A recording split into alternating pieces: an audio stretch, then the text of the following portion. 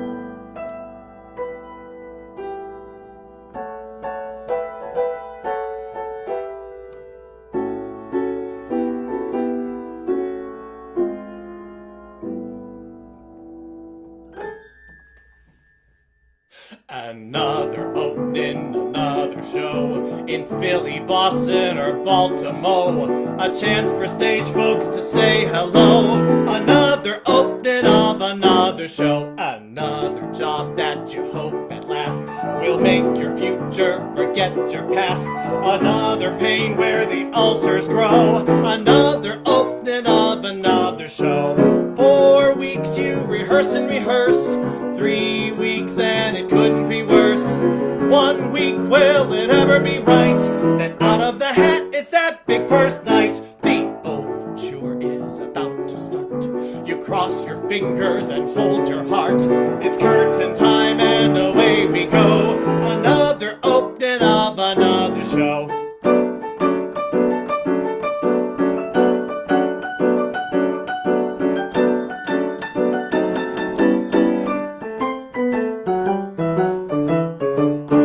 4 weeks you rehearse and rehearse.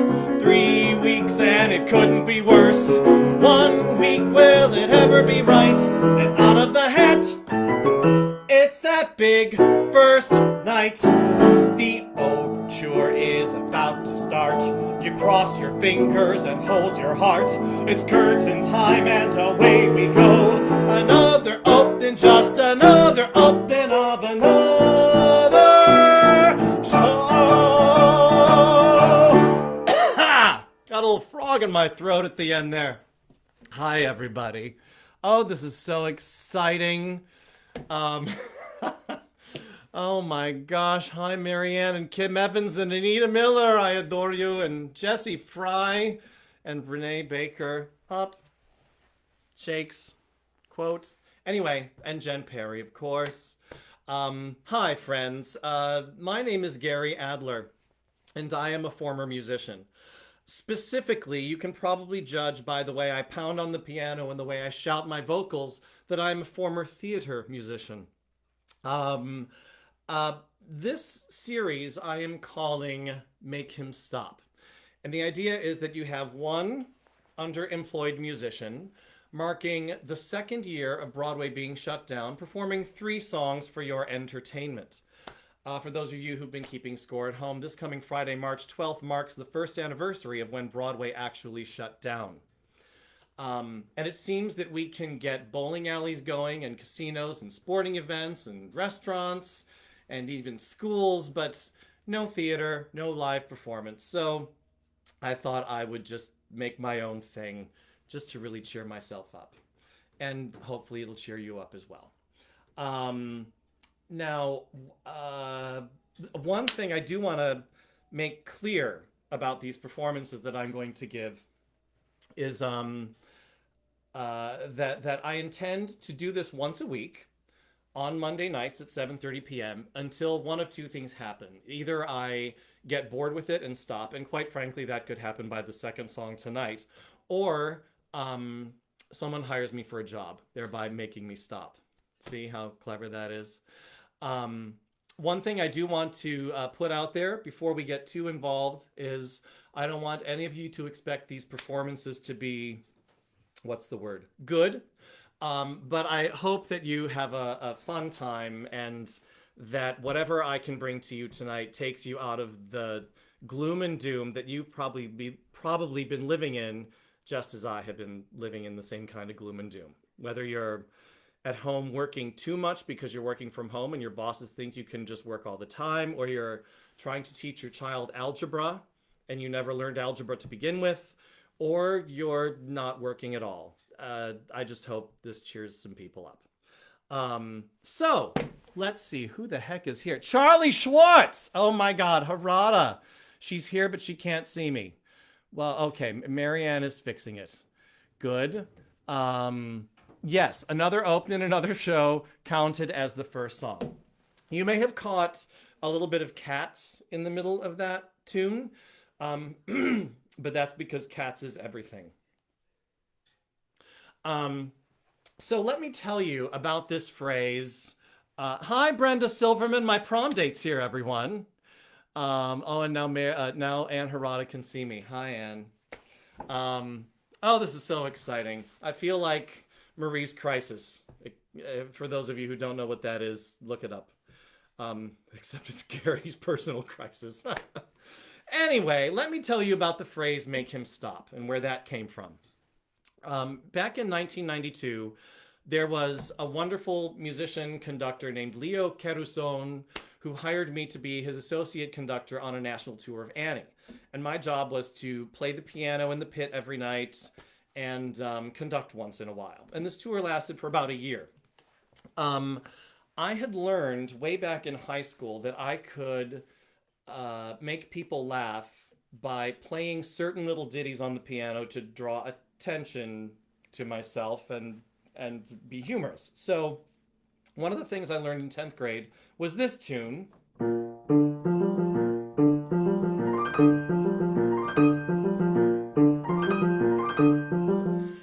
You might recognize that as Donkey Kong, and that made me very popular in my high school choir. Or at least I wanted to pretend I was popular. I really wasn't very popular, but in my mind, for that brief moment, I was. So having the ability to screw around at the keyboard like that was sort of this gift. And doing an Annie tour where I was playing the same exact show night after night was a bit of a challenge for me. Just trying to stay true to the printed page and true to the book. So there's this party scene in Act 2 of Annie at the Oliver Warbucks mansion. And I was supposed to play a little piano party music version of I Don't Need Anything But You. And as the tour wore on, I decided to throw in little jokes to make the conductor laugh. And I would add Gershwin-y kind of chords, which is appropriate because it's the 1930s. Or I would make it a grand waltz because it's in a rich person's mansion, so why not make a waltz out of it? And if I got carried away with my little improvisations during this scene, I would see the conductor's red lights flash and he would pick up his phone. And on the other end of the phone was our solid, sturdy, no-nonsense stage manager, Ms. Robin Gray, who was my first production stage manager on a big show ever. And I don't care who you are or what you think about theater. If you're a director, if you're an actor, if you're a choreographer, if you're a musician, the person who really runs any piece of theater is the production stage manager. Directors, not so much. Sorry to break the news to you. Anyway, so she was, like I said, a strong, no-nonsense gal, and I'm sure she'd love me calling her a no-nonsense gal. And if I was horsing around too much, Leo would pick up the phone, and she would say to him, "Leo, make him stop." And so he would give me the signal to quit screwing around, and we would talk about it afterwards, and he would say, "Gary, I think she's serious. You better, cool it with all that." So then I learned the skill of trying to sneak things in without getting caught, which is an art unto itself. So really the phrase "make him stop" has kind of become a mantra and the way I like to live my life. And it might not be the most positive mantra to have, but it's all mine, so I'll take it. So with that story being told, it's time to get to our, oh my gosh, Hello everyone. Algebra sucks. Yes, Marianne, it does. So it's time to get to our second song where I feature my special guest artist for tonight, Mr. J.J. Johnson. He's coming down the stairs. We are at our house in New Jersey, as you can tell from the knotty pine here, because Jersey is the capital of knotty pine in America. And JJ is also another sadly underemployed musician. He was working on the Les Miserables tour when it closed down. And so I've forced him to play this song with me. And now I can have special guests from time to time. I'll be doing these concerts both from here in New Jersey and also in New York if you don't want to come out to New Jersey. And one thing you should know about being a special guest artist on this program is that you will be under-rehearsed, and I will play you a very long piano intro where your entrance will be vague. So, are you ready, JJ? Yep. Hit it! We call that gaylarious. He calls it that. All right, so from Annie, Tomorrow.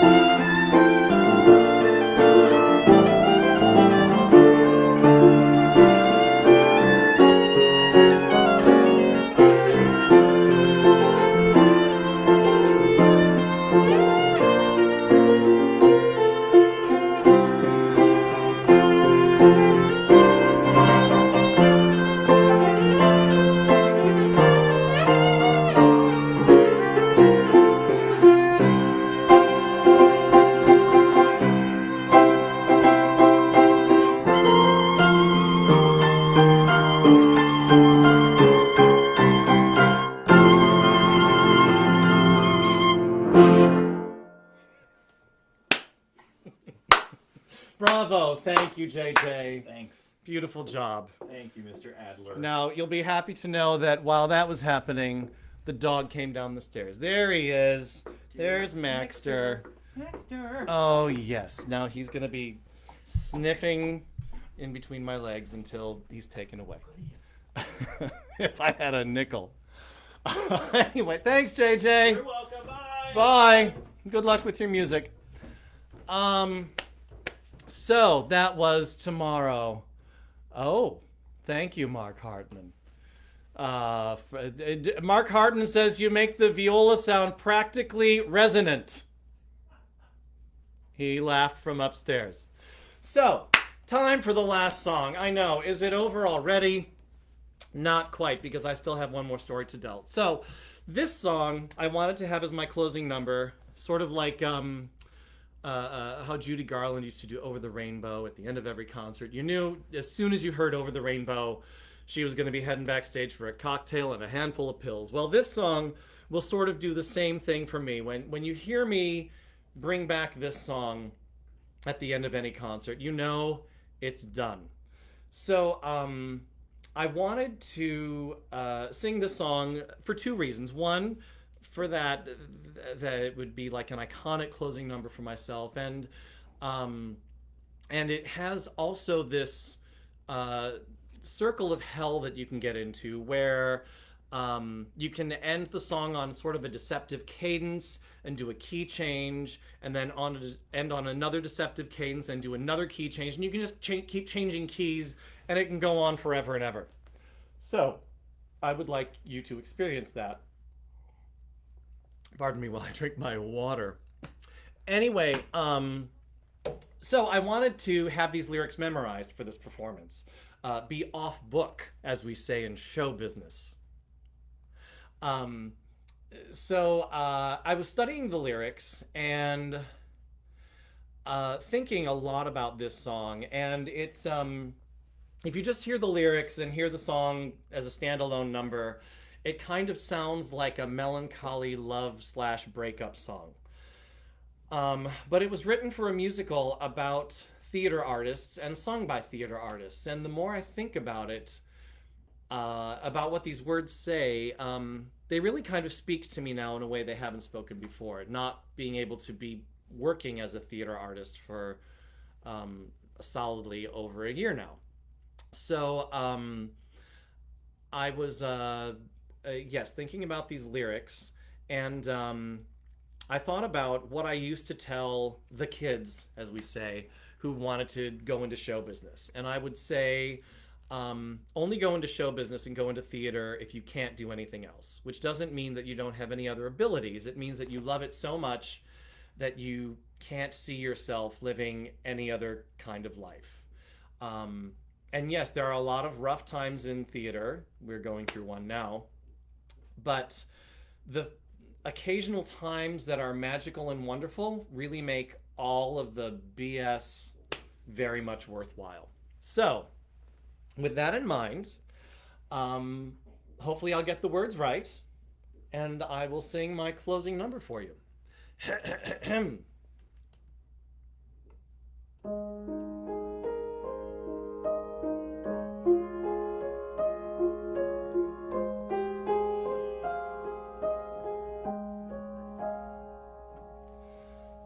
Kiss today goodbye, the sweetness and the sorrow. Wish me luck the same to you, but I can't regret what I did for love, what I did for love. Look, my eyes are dry. The gift was ours to borrow. It's as if we always knew. And I won't forget what I did for love, what I did for love.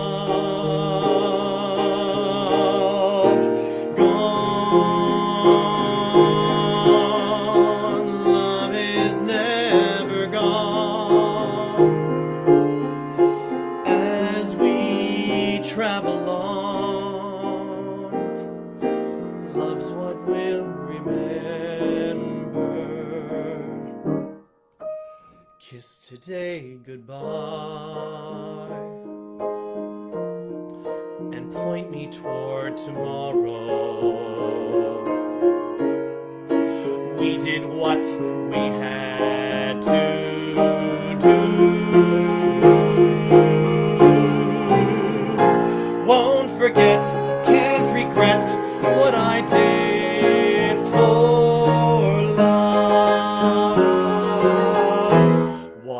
did for love. What I did for love. Love is never gone as we travel on. Love's what we'll remember.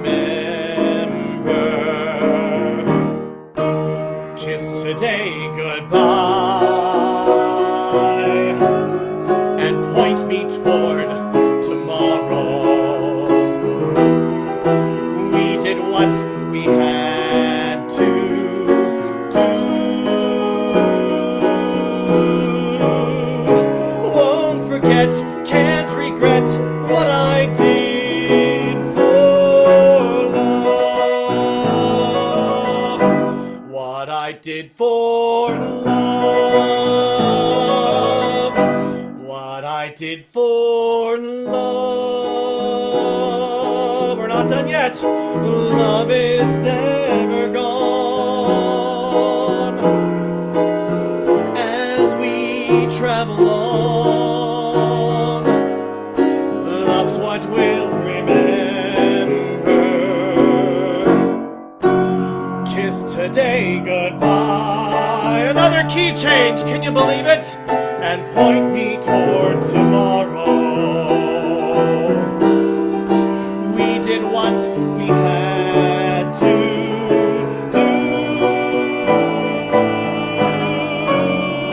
Won't forget, can't regret what I did for love. What I did for love.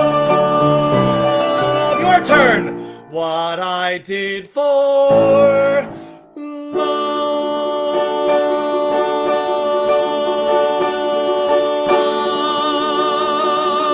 Thank you and good night. Oh, Lord, I'm gonna have some booze and some pills. Bye, everyone. How do I shut it off? Oh, there we go. Bye.